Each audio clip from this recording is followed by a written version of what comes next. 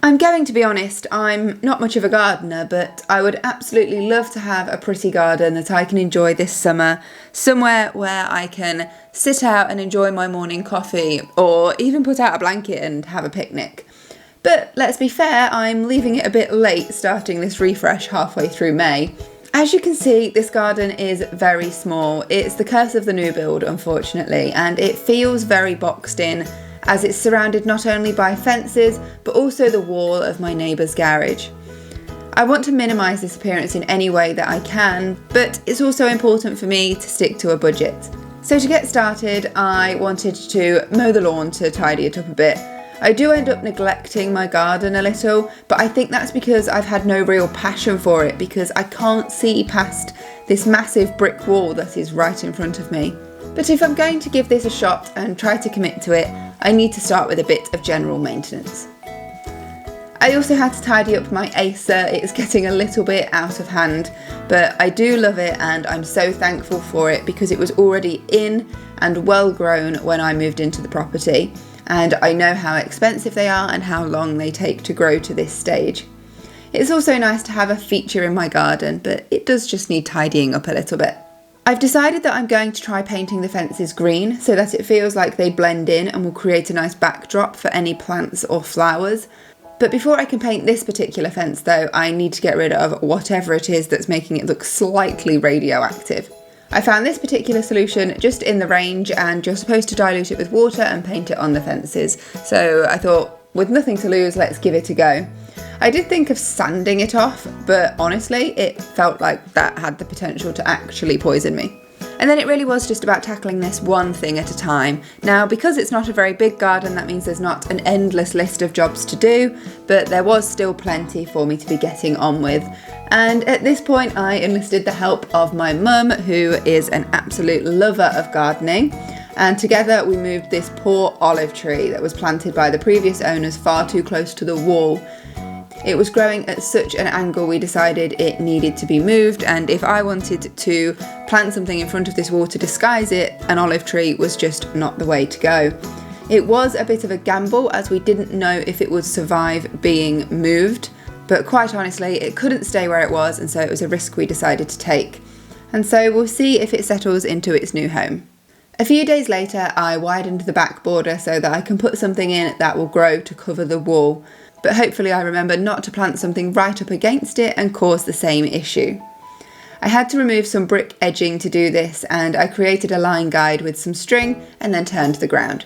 I'm a bit of a hoarder of certain plants, but I think that's because I know how expensive they can be, especially if you want to buy a lot all at once. So rather than get rid of any, I'm going to try and rehome them in different parts of my garden, unless I really don't like them. The next job is to think about disguising this wall, which is the side of my neighbour's garage. And it really isn't like your typical garden wall, because even when you get to the top of the wall, there is still the roof to consider, and it blocks out a lot of the view and the sky, which is a shame. So I'm sure you can understand why I want to hide it as much as possible. But obviously this isn't going to be something that's a quick fix, because plants will take a while to grow. My first thought was a trellis and climbing plants, but I'm not allowed to drill into the wall as it's not mine.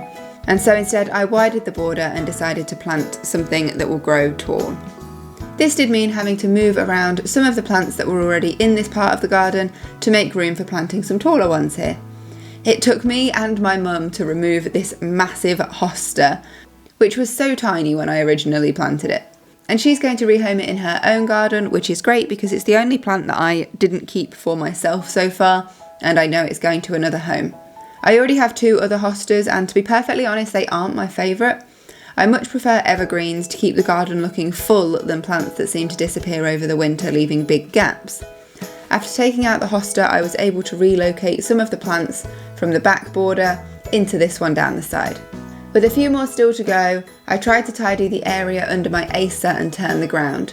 I'm not sure if anything will survive under the shade of a tree, especially as it's likely to be zapping all the water and nutrients from the ground, but I guess gardening is a bit of trial and error, and I'll soon find out. My mum and I visited the garden centre to pick up some plants to get us started, and I got these 2 pink ones to plant beneath the Acer to brighten the area up a little bit.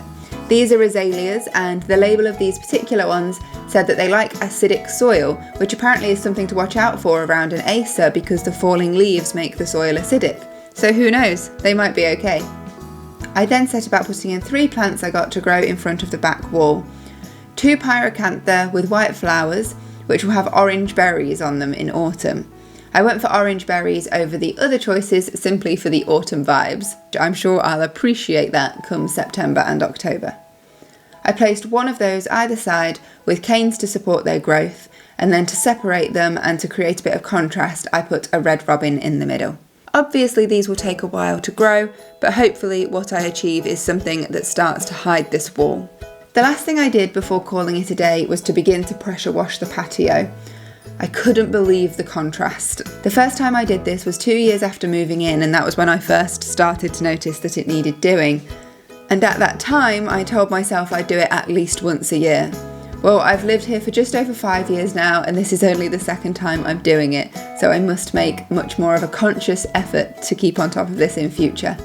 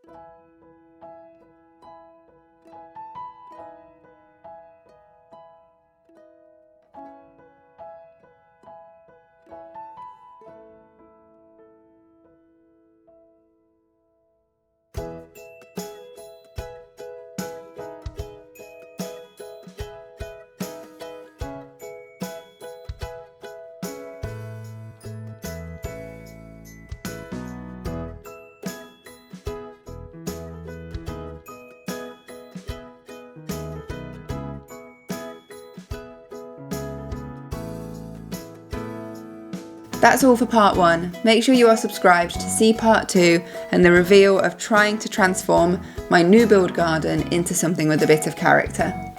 Thank you so much for watching. I'll see you again in another video very soon. Until then, take care. Bye.